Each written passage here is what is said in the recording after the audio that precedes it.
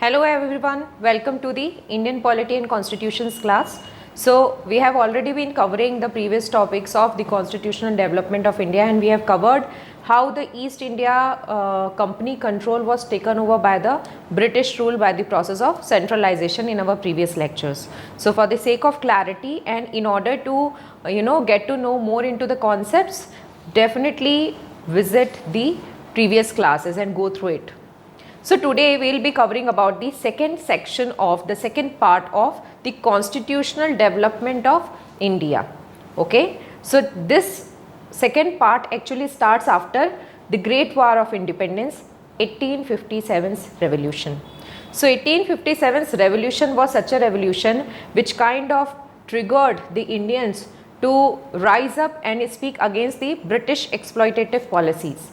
Okay, technically the East India Company's exploitative policies. So few people from Britain felt that East India Company's administration over India was very exploitative and they blamed East India Company for the same. But 1857's revolution was a reality check for the British, and they understood that if they don't make drastic changes when it comes to Indian administration, there are chances that more agitations and more revolutions may occur in India, and they never wanted to lose India.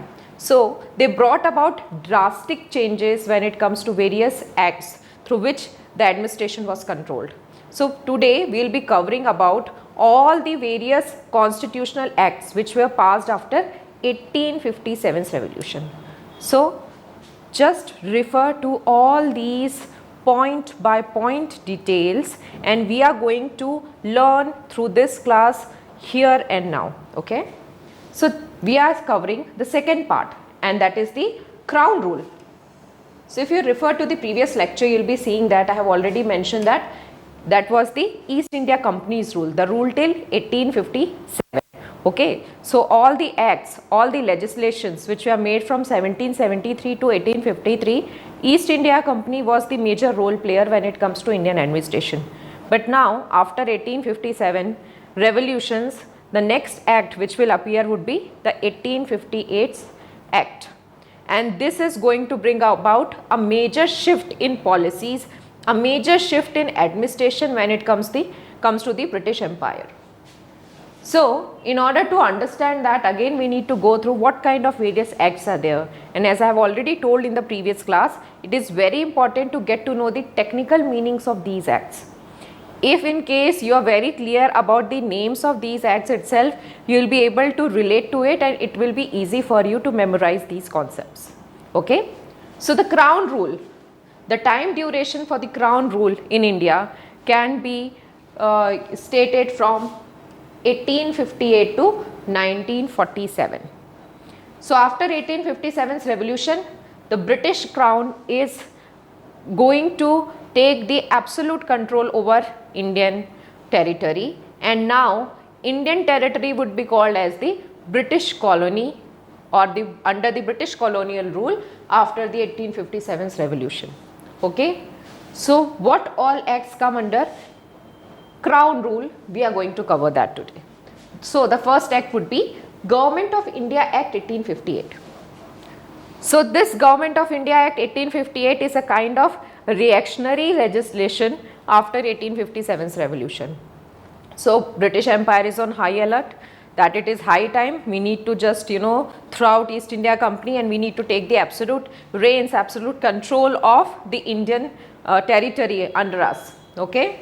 So this is that significant Government of India Act 1858. I prefer it calling Government of British India Act 1858. Okay, because it is an act and legislation which has been passed in United Kingdom for the Indian colony, which was that during 1858. Then comes the Indian Council Act. So the key word over here is council. So what do you mean by council? So council is basically a group of people who are into law making or law implementation process. So Indian Councils Act. So as you can see, Indian Councils Act, that means some changes will be brought about in the councils, and as Indian word is related, Indians will be included in various councils. So Indian Councils Act, they can be classified further into three types: into 3 subcategories based on the year of implementation. So, the first Indian Council Act came in 1861, followed by the second Indian Council Act 1892, followed by the third Indian Council Act called as 1909's Indian Council Act, and it is famously called as Morley Minto reforms. So, 1909's Indian Council Act is famously called as Morley Minto reforms, and with the same name at times the questions appear during the examination. Okay. So, are you clear with these things? We have already gone through the names of the Indian Councils Act. Now, the next act which comes under the Crown rule will be Government of India Act 1919. Okay, so that is Government of India Act of 1919, again Government of British India Act of 1919, followed by Indian Independence Act in 1947, and there is one more Government of India Act of 1935. Okay, so Government of India Act 1919 would be followed by Government of India Act 1935 and Indian Independence Act of 1947. Okay, so let's move to the next slide.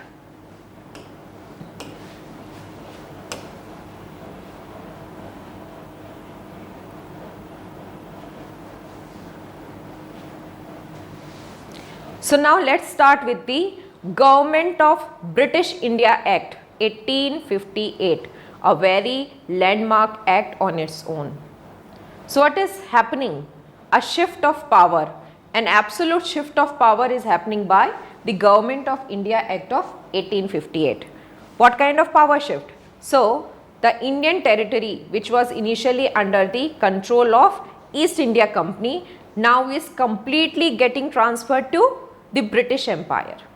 Okay, and via this act, for the first time, the Indian territory would be called as the Indian colony, the British colony of India. Okay, so it will be called as the British colony of India. So by Government of India Act 1858, major changes in legislation would occur.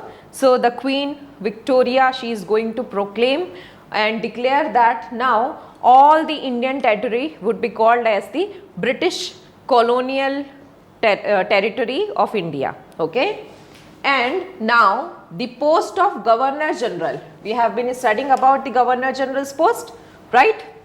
So now the post of Governor General, it would be called as the post of Viceroy. Okay, so we have already studied that till the Act of 1833 centralization was happening. Okay, and now since 1853 the British Empire has already kind of taken the control of the Indian territory. By the Act of 1858 we will be seeing that now the British Empire wants to administer the whole of India, so they will be allocating responsibilities to various people. Why? Because they want to rule such a huge Indian territory, and it's not an easy task for them. They themselves were very small as a state. But India's landmass, India's geographical extent was quite much. So for that they designated the responsibilities of various people, and since this is the beginning, they will be creating new posts and they will be designating new powers. Okay, so now the Governor General of India, the previous post, the Governor General of India will be called as the Viceroy of India. Okay, so Viceroy of India is going to be the main person of the British colonial rule in India. He will be the representative of the British Empire, will be residing within India, and a new post would be created which will be called as the Secretary of State of India. Okay, so a new post is going to be created which is called as the Secretary of State for India, and the first Secretary of State of India would be Charles Wood. Sir Charles Wood would become the first Secretary of State for India. So basically Secretary of State for India, he is a member of the British Parliament and he resides in London, and his agent is actually Viceroy of India, who gives him all the information related to Indian administration, Indian rule. He draws his salary from the Indian territory, from the Indian treasury, but he resides in London. Okay, so Secretary of State of India is the largest post, and under him comes the Viceroy who lives in India. This person lives in London. So, in order to assist this person, the Secretary of State for India, a group of people would be there, a council would be created, and this would assist Secretary of State for India to take out various decisions, and this council would be called as the India Council, which would be consisting of 15 members. Clear? So, the India Council was created consisting of 15 members in order to assist the Secretary of State for India. Are we clear? Now comes the next point. The new post, the Viceroy of India. Who will be the first Viceroy of India? He will be Canning. He will be Canning. Canning would be the first Viceroy of India, or alternatively he can also be called as the last Governor General of India, because the post was renamed. Okay, the powers were expanded and the post was renamed. Now next thing, abolition of Board of Control and Court of Directors. We have already studied very nicely what is BOC and what is COD in our previous lecture. So do go through it, whosoever has not covered it up. So Board of Control and Court of Directors, these institutions will be abolished. They don't have any say now. So this dual government which was existing since Pitt's India Act of 1784, it was ultimately abolished. Okay. There is one more point. The other point is establish 15-membered Council of India to assist the Secretary of State, which we have already covered. So are we clear? Are we clear with this? So now next move on to the next slide. So we will be covering the Indian Council Act of 1861 from now on. Okay. So let's begin with Indian Council Act of 1861. So as the name suggests, Indian Council Act of 1861. So clearly speaking, Indian Council, there are going to be certain changes in the council which was created in the last act, right? So in that council, Indians would be included. So in Viceroy's Council, the inclusion of Indians would be clearly coming in by 1861's Indian Council Act. So as we have studied that initially when British Empire wanted to take away all the powers from EIC, they were undergoing the centralization process. Since now the absolute control is under the British Empire directly, and now India is a British colony. So they want to administer. So again they will be going through the process of decentralization. So what does decentralization mean? Decentralization means delegation of powers to different individuals, okay, giving the responsibilities to various individuals. So what is Indian Council Act of 1861? So Indian Council Act of 1861, the most important aspect of this Indian Council Act of 1861 would be introduction of Indians in the law making process. What do you mean by law making process? That is in the legislation process. So Viceroy has two councils, executive councils and legislative councils. So gradually Indians will be introduced in the legislative councils of the Viceroy, okay, and they will be undergoing the law making process. Then comes restored legislative powers of Bombay and Madras presidencies. As I told you, now decentralization is happening. Now British rule needs to administer the whole Indian territory. So they will be designating different people with different responsibilities. So here comes in the decentralization process, that now the Bombay and Madras presidencies will be given their legislative powers back. So they will be restoring their law making powers. Clear? Now the next very important point is established legislative councils for Bengal, Punjab and Northwestern Frontier Province. Okay. So as I told you from the Indian territorial map, right? So if we again roughly draw the Indian map, so it is a rough map, okay.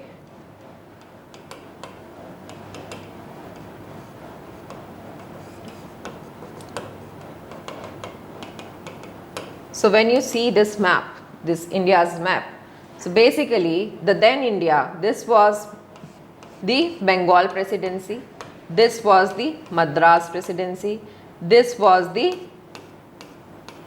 Bombay presidency, and this area was called as the Northwest Frontier Province, okay. So this is what that has been said, that legislative councils were also established in Bengal, in Punjab, in northwestern frontier province. Clear? These are all decentralization process. As we will be moving ahead, we will be seeing how decentralization is increasing with the passage of time. Okay. The next is, now Governor General can issue ordinance during emergency without council's approval. So Governor General and the Viceroy, he is still designated with the veto powers. Veto means absolute powers, the supreme powers. He still has that hold, he still has that supreme say. He can even go against the decisions of council. So his weightage of vote is much higher than each council members or anybody else. Why is that so? Because he is the direct representative of the British Empire. The next point, nominated Indians to the Viceroy's extended council. As I told you that the name Indian Councils Acts came up. Why? Because Indians were nominated to the Viceroy's council. One more very important point is there in 1861. Now the Viceroy's council would be working as the cabinet. So initially Viceroy was having an executive council to assist him with his function.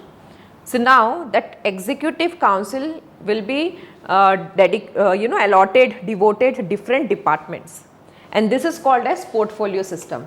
So what do you mean by portfolio system? Division of powers. Okay. Division of powers amongst the concerned authorities. So a very important aspect of 1861's Act, you can add on to this, that portfolio system was introduced by Indian Council Act of 1861. So this is it when it comes to Indian Council of 1861. Now we will be covering the Indian Council Act of 1892, and further decentralization would happen with it. Okay, so let's join in.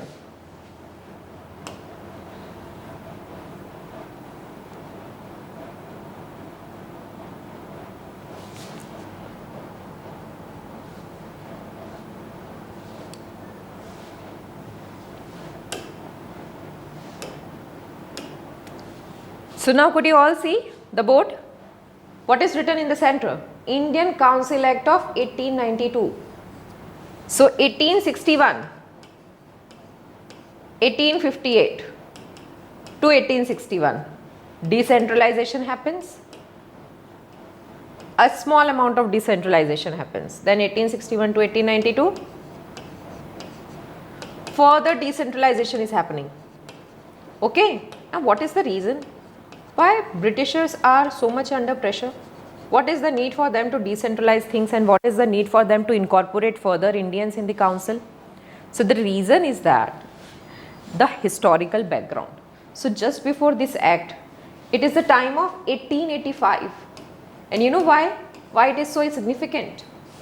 1885 is the time when Indian National Congress was initiated as a platform for Indian revolutionaries and Indian freedom movement. It was not a political party. Instead, it was actually the representative of each and every class, each and every section of the Indian society. Okay. So in 1885, Congress was formed, and Congress was kind of, taking the grievances and problems of Indians. They were communicating things out to the British Empire, and now the British Empire is absolutely understanding that they need to start addressing the needs and demands of Indians. Though they are not willing to do so, there is lots of resistance, there is lots of procrastination, but still they are under pressure. So that's why these gradual changes are coming up with their legislations. So Indian Council Act of 1892, again few Indians would be added, again the decentralization process would be initiated. Okay, so that is the background of it. Now let's start reading this point after point. The legislative councils were empowered to make new law and repeat the law. Okay, so point to be noted, as decentralization process is increasing, the power of the legislative body is also being increased. Okay, the next thing, the principle of representation was initiated through this act. Next topic is Indian Councils Act of 1892. So we have already covered the Indian Councils Act of 1861. So the next process towards decentralization. Now the decentralization would be even more when it comes to the Indian Council Act of 1892. Okay. So as decentralization is increasing, that means allocation of powers to various administrative bodies would increase, to various legislative bodies increase, first point. Second, the name is Indian Councils Act. So the representation of India would increase. How? Few Indians would be included in the administrative bodies, in the administrative system. So that is the background of Indian Councils Act of 1892. So when British Empire was trying to control India and it was exploitative economically, what was the need for the British Empire to go ahead with such legislations involving Indians in their administrative body? So they were not doing because they wanted to. They were doing it because of certain political pressures, social pressures that were created during that time. And who was the person, who was the body, who was kind of supporting and taking down the voices of Indian public towards the British Empire? So it was basically Indian National Congress. So Indian National Congress was not a political party that time, rather it was more of a platform for Indians, which kind of voiced out various Indian demands, needs and problems, and they kind of acted as a pressure group. They created a kind of pressure. They used to tell British Empire that we Indians are suffering so much and you need to take actions in our favor, this is our nation. So that thing has begun. So in 1885, that is the background, Congress has been formed, and because of this constant political pressure, the British Empire is compelled to go ahead towards such legislation which would include further decentralization and moreover involve more Indians in the administrative body system. Okay, got that?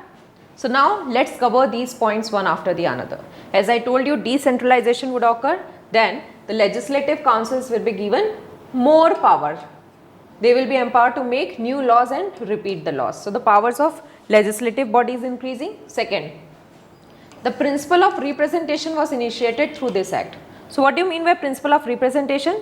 Keeping in mind that each and every class of people, each and every category of people is being represented in the administration. That is called as the representation system. Next, they could not ask supplementary questions. So now let's talk about the other front.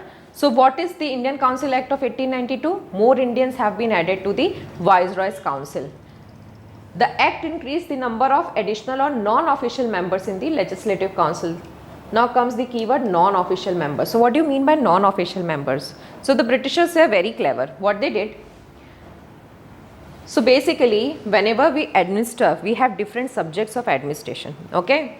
So if we categorize the various subjects of administration, they can be categorized into two parts as per the Britishers. Okay. I am talking about the previous times. Official subjects and non-official. So non-official means such departments which are basically a liability, which are basically a responsibility. They lack funds, and for the funds they are dependent on the official members. Who are official members? Such departments which have their own finances, who get money inputs, who get revenue inputs, who have financial treasury of themselves. So these are the empowered departments having their own funds, having their own finances. So what they did, they gave this official members, all the official members were the Britishers. They gave these official members even more power, and they started including Indians into the non-official member group. Okay. So basically, like if you ask me in the present day context, health, women and child empowerment departments, all these departments are majorly responsible departments. They have more responsibilities, and for the funds they are dependent on the other departments. Okay. So that kind of less powerful departments were allocated to Indians. So this is what this part is mentioning. The act increased the number of additional or non-official members in the Legislative Council. So number of non-official members are increasing. The second is, in 1892, out of 24 members, only 5 were Indians. See, out of 24 members, only 5 members are Indians. How less the presentation of Indians is, but still it is positive, still it's hopeful. Why? at least Indians are getting the representation now. Initially they were deprived of it. So that is yet another significant aspect.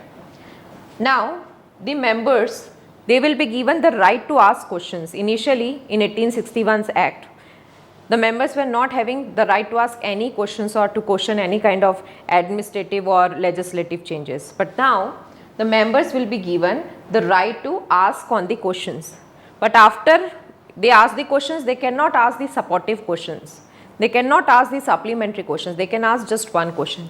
So that is the next point. They could not ask supplementary questions. So in 1892's Council Act, members have been included, Indian members have been included as non-official members. Number of non-official members are increasing. They can ask questions, but they cannot ask supplementary questions. Okay, so they are kind of very miser in giving the power and authority to Indians when it comes to their own Indian territorial rule. Okay.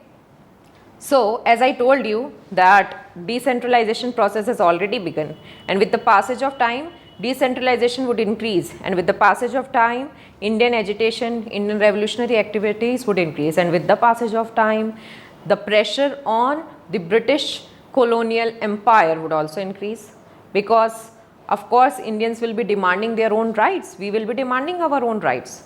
So now further the next Council Act comes in, which is famously called as Morley-Minto reforms. I would say which is infamously called as Morley-Minto reforms, and you will come to know why I am saying this. Okay. So the other name of Morley-Minto reform is Indian Council Act of 1909. Clear? So this is called as the Indian Council Act of 1909. So who are Morley and Minto? So Morley is basically the Secretary of State of India. He is the Secretary of State of India. Whereas who is Minto? Minto is the Viceroy who acts as the agent of Secretary of State of India and is residing within India as the Chief Officer of the British rule. Okay. So with the Morley-Minto reform, what is the aim of Morley-Minto reform? The aim of Morley-Minto reform is to appease moderates. Who are moderates? Moderates are basically Indian leaders who have moderate values, and you will be getting to know about who are moderates in the history class. Just get to know that they have a moderate temperament, and they are basically responsible, and they are basically credited to constitute Congress as a platform for Indian revolutionary activities. Okay. So in order to appease moderates, because now moderates are very learned people, they are aware that Indians have been deprived of various rights, basic rights which Indians should have, and they have the dignity to live a dignified life. They have that power. So in order to appease moderates, Morley-Minto reforms have come up, but again they will trick it. Okay, you will be seeing that. So this British proposals would be passed, and they will be saying that we will be reforming various structure in the Indian government, in the British Indian government. Now for the first time, one single Indian member would be included in the Executive Council of Viceroy. So till now we have seen that during the previous acts in the Legislative Council, non-official members, they comprised of few Indians, like we just covered in the past slide. Around 5 Indians were there during 1892's Council Act. But now in Viceroy's Executive Council, the first person, the first Indian who will be included would be Satyendra Prasad Sinha, Mr. Satyendra Prasad Sinha. He would be included as the first Indian as a member of the Executive Council of Viceroy. Now the most important aspect of Morley-Minto reform. What they did, they introduced separate electorates to Muslims. And what was the reason behind that? British policy of divide and rule. As I have already told during Pitt's India Act that this was the British policy to divide and rule. Okay. And what is the background? So just before 1909, during 1905, a British administrator, Curzon, he went ahead with the partitioning of Bengal. And what was the real cause for that? The real cause was that he wanted to create a rift between Hindus and Muslims, so that they don't join hands and they don't revolutionize various things, okay, and they don't ask for their own rights. So they, these people are very cunning. So Curzon, what is he doing? He is dividing Bengal in such a way that one side is the Muslim dominated area and the other side is the Hindu dominated area. So they get differentiated, they have misunderstandings, and they don't join hands together and speak against the exploitative policies of British rule. So that is the background, and this is still continuing during the Morley-Minto reform. So now the new viceroy Minto, during 1909, he is saying that this is a reform movement and he is bringing separate electorates to Muslims. So what do you mean by separate electorates?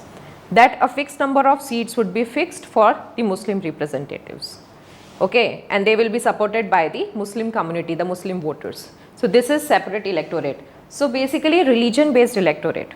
So this is the secret policy of Britishers, the exploitative, the dividing policy of divide and rule in order to create a gap between Hindus and Muslims within India. So they don't voice against the British rule, okay.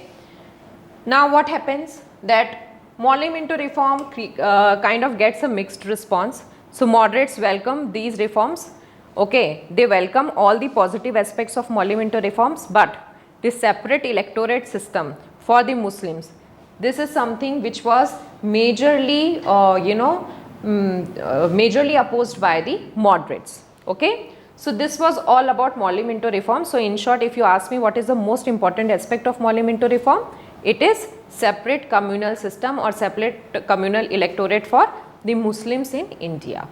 So we are done with the Indian Councils Act. In the next class, we will be covering the other acts, the further acts like Montague-Chelmsford reforms, 1919 and 1935 Act and Indian Independence Act. Thank you. Keep studying. All the best.